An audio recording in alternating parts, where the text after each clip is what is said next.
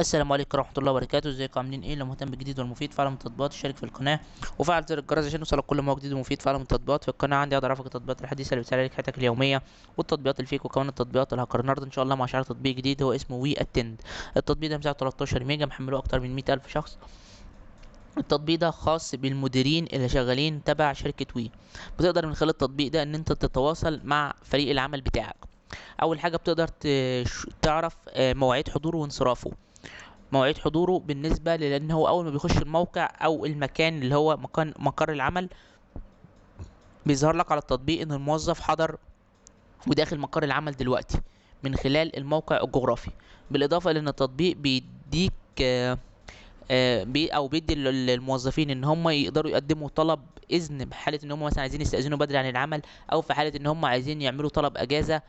بيديهم ان هو اذن يتواصلوا مع المدير او يقدموا طلب للاجازه للاداره او للمدير بتاعهم من خلال برضو التطبيق. كمان بتقدر ان انت تتبع بقى الاجازه بتاعتهم وتشوف الاجازه هتبدا من امتى وهتخلص امتى، وتشوف الاسباب بتاعه الاجازه. اذا كان اسباب كويسه فتقدر تديها لهم او تقول لهم ان الاجازه بتاعتهم مرفوضه. كمان بتقدر تعرف اذا كانوا خرجوا من المقر بتاع العمل مثلا قبل وقت العمل بتاعهم ولا لا.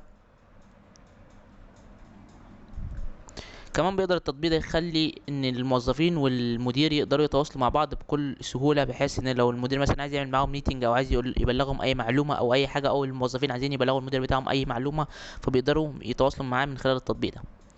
بس كده ده يعتبر مميزات التطبيق.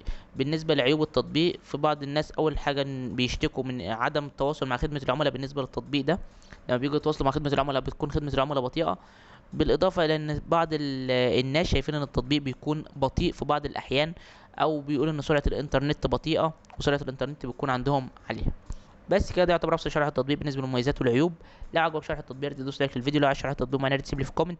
لو اكتشفت ميزه او عيب للتطبيق في اي تحديث من التحديثات القادمه اكتبها في تعليقات الفيديو. شكرا، سلام عليكم.